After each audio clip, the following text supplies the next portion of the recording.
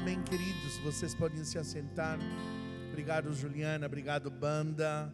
Obrigado, pessoal da dança.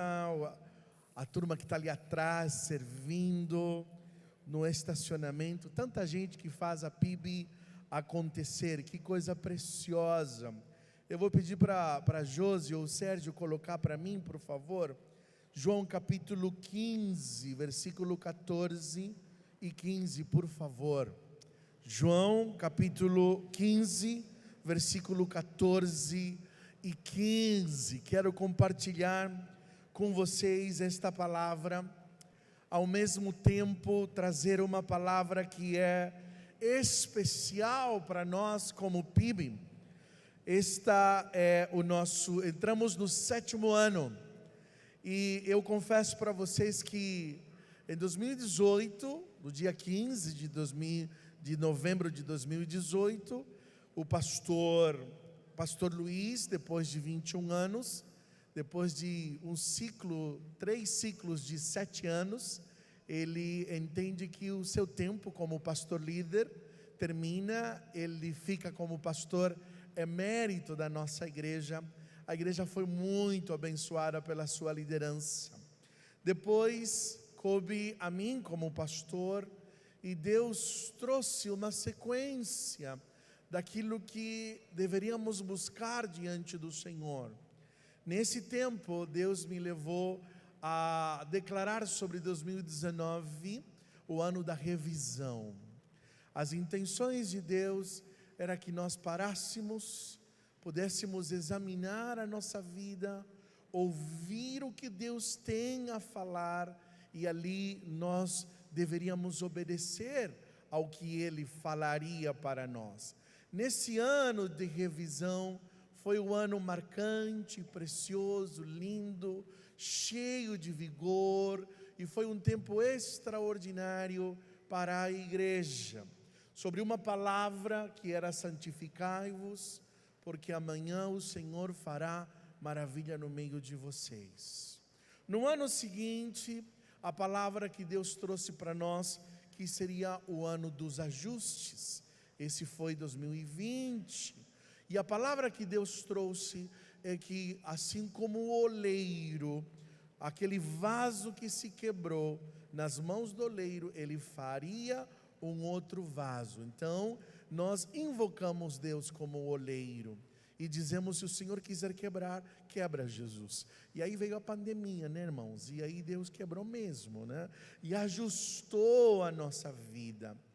No ano seguinte, a palavra de Deus foi a maturidade. A direção de Deus ainda sobre a pandemia foi uma orientação: crescer para baixo. E a gente não conseguia entender, né? Porque as águas do avivamento, irmãos, tem águas do avivamento que vêm de cima, viu? É quando Deus faz chover. Mas tem águas de avivamento que vêm de baixo. É quando a gente cava e encontra os rios que estão ali. Mas tem muita responsabilidade nossa. Então foi o ano da maturidade. Primeiro, Deus nos convidava para uma intimidade. Depois, Deus nos convidava para a santidade. Depois da santidade, Deus nos convida para uma conquista. Aí vivemos o ano da conquista. E nesse tempo, ainda que foram 4 palavras que Deus já tinha colocado no meu coração, nós entendemos que precisaríamos voltar. Porque nem todos passamos ajustados, nem todos passamos amadurecidos. O ano da conquista não foi o que nós esperávamos que fosse. Então voltamos ao ano dos fundamentos, que voltamos à maturidade, voltar a cavar novamente, porque Deus estava nos dirigindo a esse tempo de maturidade. E depois do ano dos fundamentos, vivemos o ano passado e terminamos nesse tempo o ano da frutificação. E nesse tempo, sim, vimos a colheita de muitos frutos, principalmente de líderes, homens e mulheres que se coloquem diante de Deus para frutificar. E estamos encerrando esse ano profético de uma forma tão preciosa, onde a igreja cresceu em todos os níveis que você possa imaginar. Crescemos numericamente, crescemos financeiramente, crescemos em células, crescemos em batismo, crescemos em pessoas que estão chegando, crescemos espiritualmente, crescemos em todas as áreas da nossa vida. Nós crescemos no ano da frutificação. Amém? Aleluia!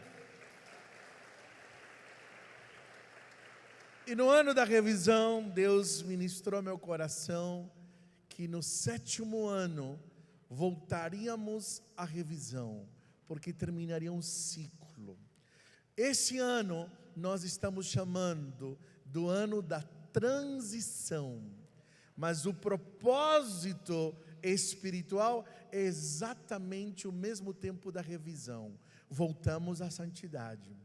Voltamos à intimidade, porque literalmente, eu não tinha entendido, irmãos, que tem coisas que Deus fala e a gente não entende, mas à medida que você vai obedecendo, você vai entendendo.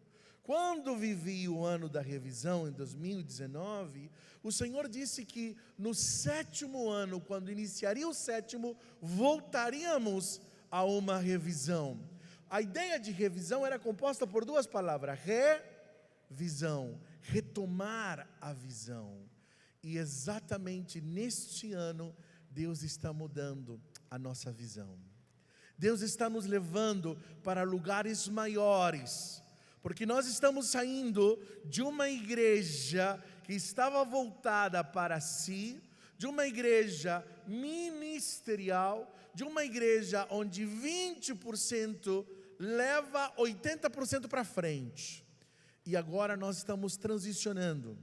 A ideia é que 80% da igreja esteja envolvida. Então, nós estamos trocando. A ideia da transição é que nós todos, como igreja, estamos sendo protagonistas. E o encontro de domingo será apenas o nosso centro de treinamento, porque o nosso campo, a nossa celebração, o nosso lugar será nas casas, levando pessoas para Jesus. É por isso que nós estamos transicionando. É como se nós estivéssemos num lugar de treinamento, num lugar de alinhamento, e agora Deus está enviando a PIB para se espalhar pelo mundo, pela cidade, pelo Vale do Paraíba toda, por meio das células. É um lugar que nós estamos à metade do que Deus tem para esta igreja.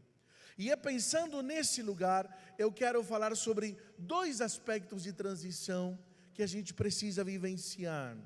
O primeiro corresponde à nossa identidade, que está aqui em João capítulo 15, o versículo 14 e o versículo 15 eu quero compartilhar com vocês. Diz assim: vocês serão meus amigos, se fizerem o que eu lhes ordeno.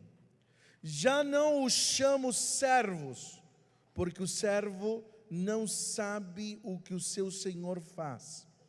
Em vez disso, eu tenho chamado de amigos, porque tudo o que ouvi de meu Pai, eu lhes tornei conhecido.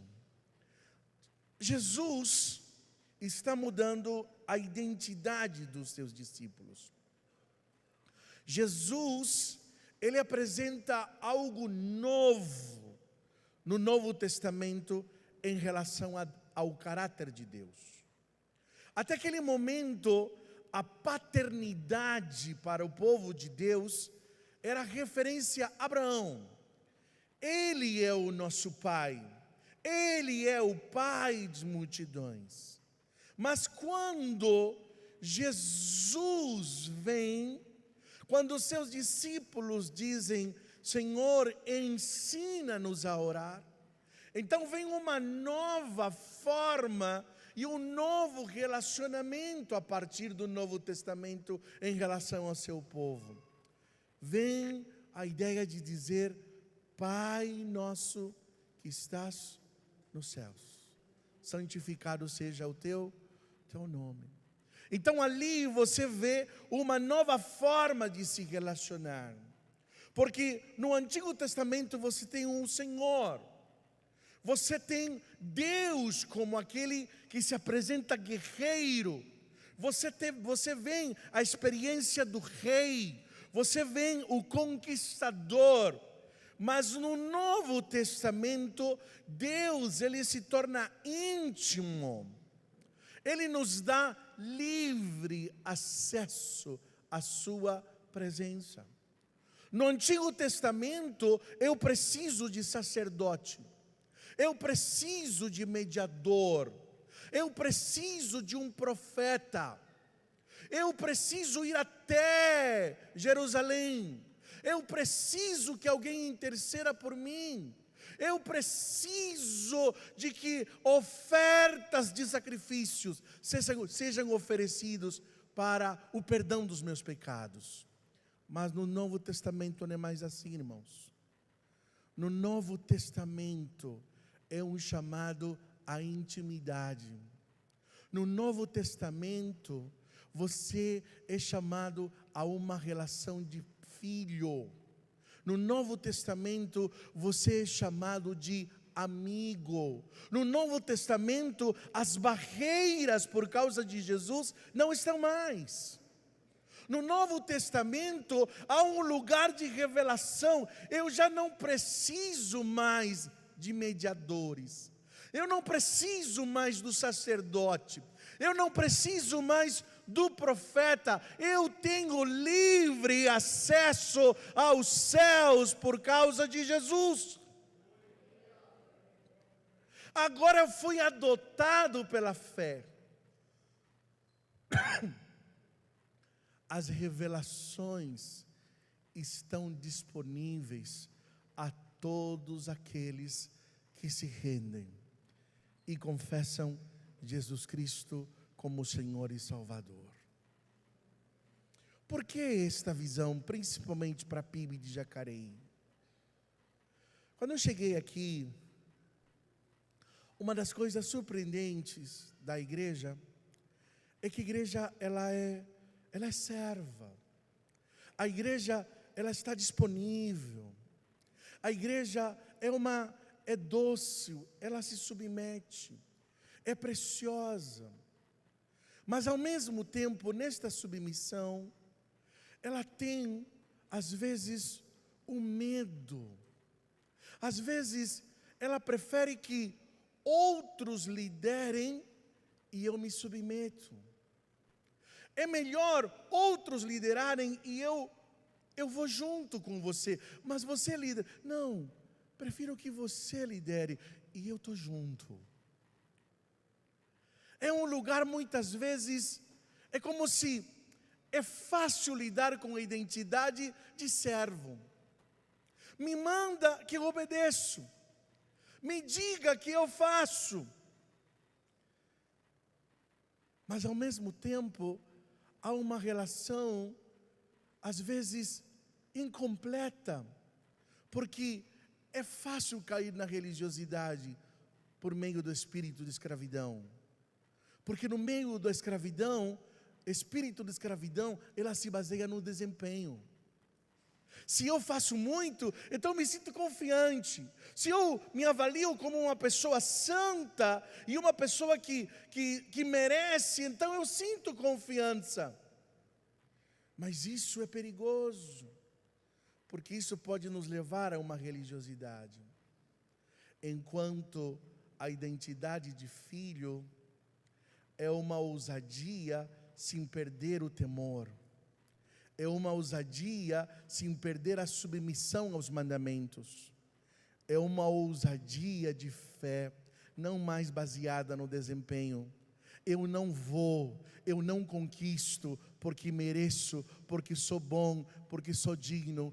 Eu vou porque sou filho, porque sou filha, porque eu tenho acesso livre e tudo aquilo que Jesus conquistou é direito meu, adquirido na pessoa de Jesus. Então, eu não me baseio mais em desempenho, mas eu me baseio na herança. na herança de Jesus. Então eu tenho uma nova identidade, eu tenho uma nova natureza, eu tenho uma nova forma de me relacionar com Deus. Talvez uma das coisas que o pastor Vicente e eu mais temos usado nos aconselhamentos é que nós dizemos para algumas pessoas: você precisa ser curado. Mas curado de quê? Você precisa ser curado pela paternidade de Deus. A sua fé é na provisão de Deus, no desempenho, é porque você ainda não aprendeu a se relacionar-se com Deus como pai. Ainda a orfandade herdada pelos teus pais ainda está dominando o teu coração. Ainda o espírito de orfandade está levando você a uma religiosidade. Ainda a sua mente não encontra a confiança, porque você precisa conhecer Deus como Pai, como amigo, como íntimo. É a paternidade de Deus que vai curar você. Em certa ocasião, uma missionária da Jocum diz para seu líder honestamente: eu tenho chamado, eu sei que Deus está me levando, mas eu não tenho conseguido dormir de pavor e medo. O seu líder diz assim: você tem medo de quê, minha filha? De que me falte a provisão, de que eu passe necessidade.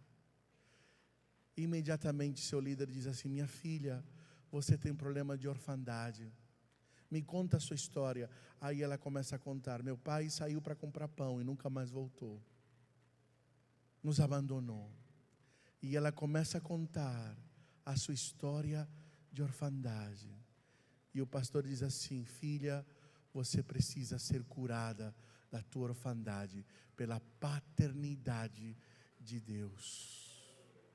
Porque o texto vai dizer que se nós como pai sabemos dar coisas boas aos nossos filhos, quanto mais o nosso Pai Celestial não nos dará todas as coisas. PIB de Jacareí, a primeira transição que precisa acontecer é a transição da sua identidade. Você não é mais escravo. Você é livre. Vocês são filhos e filhas do Pai das luzes, do Senhor que provê, que acolhe, que abraça, que sustenta, que defende, que guia. O Senhor quer que sua mente mude de um escravo para ser um filho. O filho não tem preocupações. O filho não tem preocupações, irmãos. Meu filho não tem que provar que eu amo.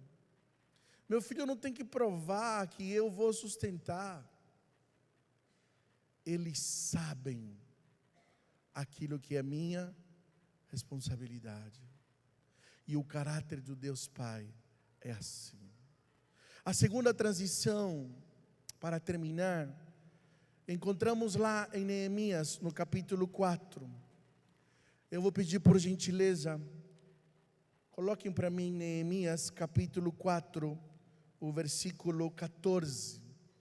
Por favor, Sérgio, ou quem estiver ali atrás.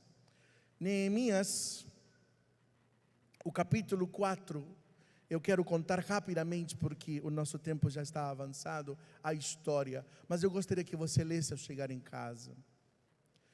Neemias obedece ao Senhor, intercede durante 4 meses, porque Jerusalém está com as suas portas destruídas e os seus muros derribados, e o povo se encontra em profunda humilhação. Na obediência do Senhor, ele confessa no capítulo 1 os pecados dele, do povo e da geração. Se coloca à disposição e Deus o usa como líder de restauração dos muros. Sambalat e Tobias começam a desprezar a identidade deles, começam a humilhá-los, mas ainda assim, sob a direção de Deus, com muitas dificuldades, e ainda mesmo que nem todo o povo estivesse construindo, ele inicia a reconstrução.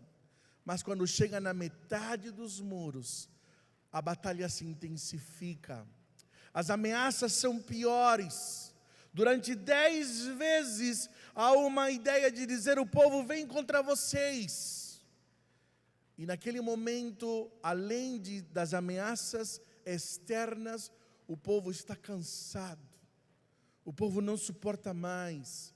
Ainda falta muito entulho. Ainda eles estão na metade. E o povo desanima por causa das opressões externas, das opressões internas, das dificuldades de recursos.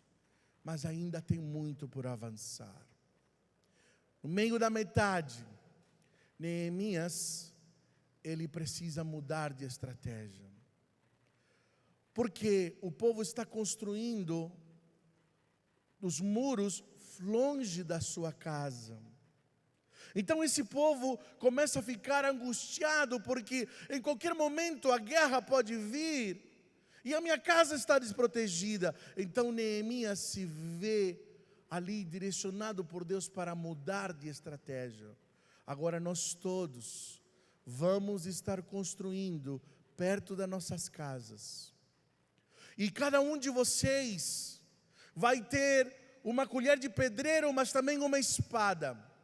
E nós vamos trabalhar dia e noite. Metade do povo durante o dia vigia e metade constrói. E assim será durante todo esse tempo. Há uma força maior e nós vamos avançar. E quando eu tocar a trombeta, todos vão ir em direção onde a trombeta for tocada, porque todos estaremos prontos para a batalha.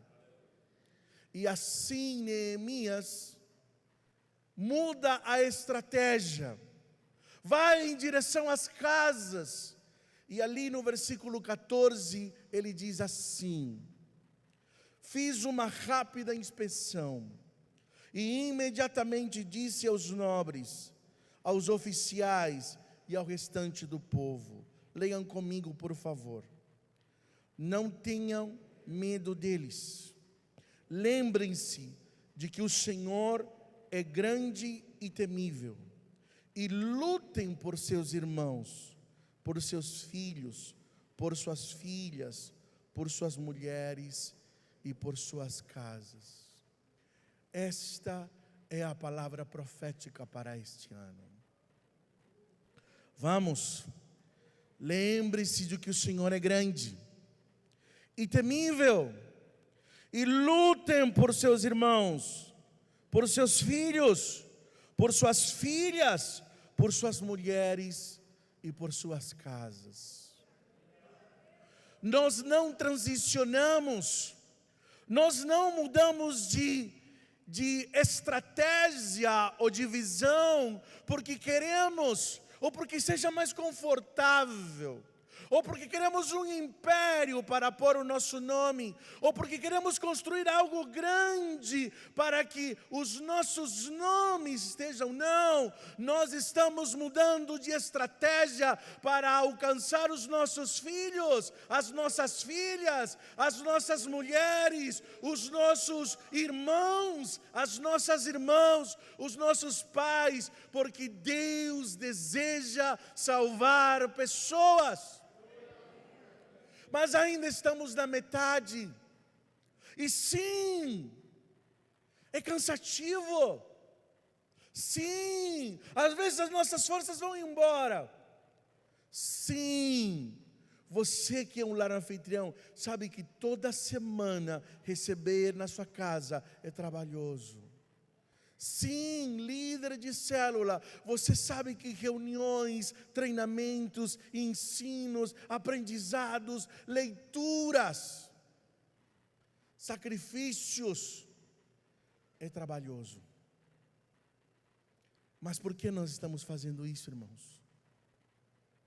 Por que nós fazemos isso? Porque nós estamos lutando por gerações. porque nós estamos lutando por filhas, filhos, mulheres, homens. Nós mudamos de estratégia, porque continuamos sobre a missão de Jesus, ir e fazer discípulos. A primeira identidade diz respeito a você, a primeira transição diz respeito a você. Você é filho, você tem tudo que Jesus teve, hoje habita em você. Então não há por que você dizer que você não vai, que você teme, porque o Senhor Jesus confiou a você esta missão. A segunda mudança é uma transição de postura e de ações. Sim, nós precisamos edificar perto da nossa casa. Sim, quando às vezes estamos cansados, o comando não é desistir, mas mude.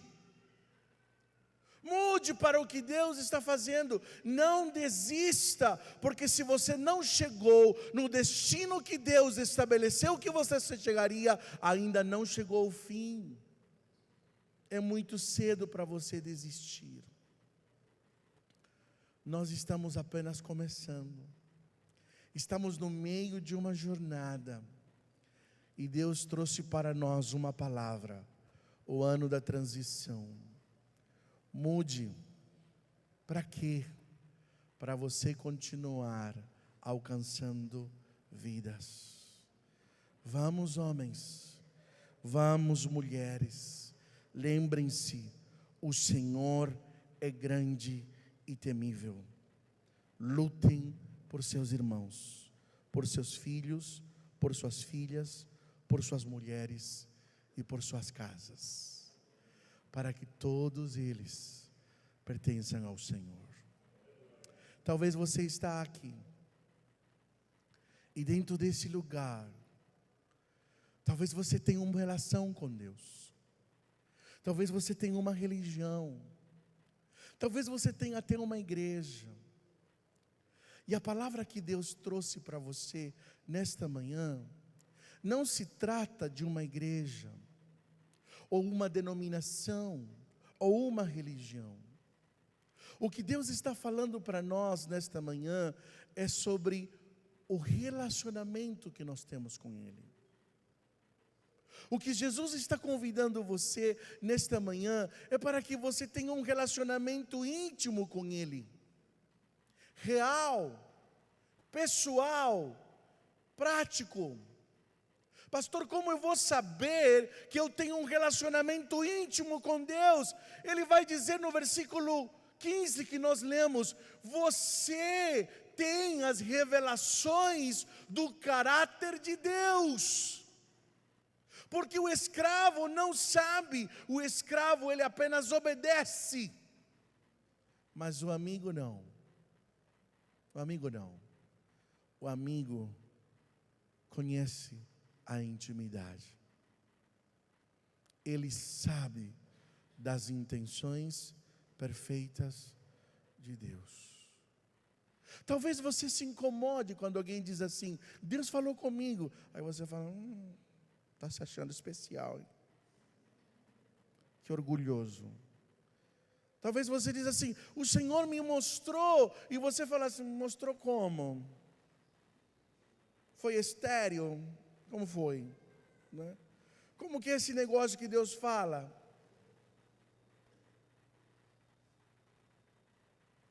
Talvez seja difícil de você entender. Talvez você até condicionou Deus, dizendo: Deus, se o Senhor falar comigo agora, amanhã eu te sigo. E talvez Deus está falando de tantas formas e você não consegue entender. Mas o que Deus está dizendo para você é que Ele está revelando as intenções primeiro. Sabe qual é a intenção? Jesus quer ser assim com você, ó. Íntimo. Ele quer ser íntimo com você. E quando você começa a se tornar íntimo com Jesus, é porque você começa a andar com Jesus. Não tem como você ficar igual. Não se preocupe com as mudanças. Não é assim, eu tenho que parar disso, eu tenho que parar aquilo outro, eu tenho que descer não sei o quê, para depois vir a Jesus, e depois vir a igreja. Não, você não tem que fazer isso. Apenas ande com Jesus.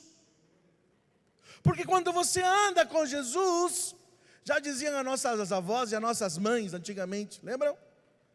Me diz com quem você anda, eu vou te dizer quem você é.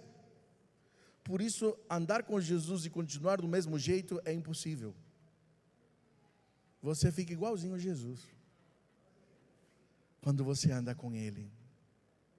E o que Jesus está dizendo aqui, olha, eu tenho coisas grandiosas e ocultas que você não sabe, mas clama a mim e eu vou te ensinar essas coisas grandiosas e ocultas.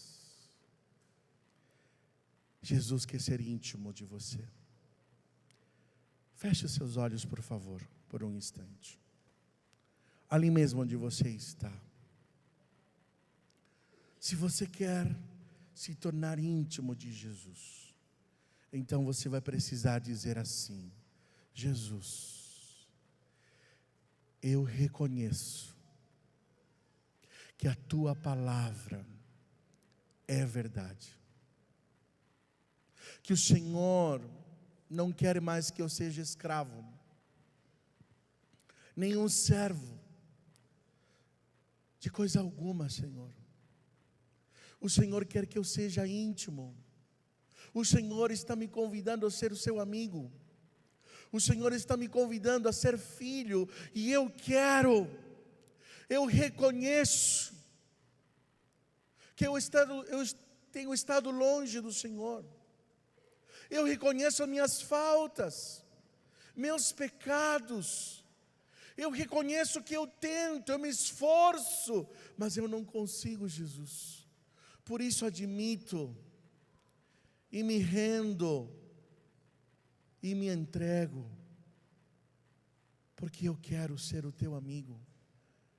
Vem, Jesus, se apresente a mim, me ensine, lave-me com o teu sangue, purifique-me dos meus pecados, me ensina, porque eu desejo ouvir a tua voz.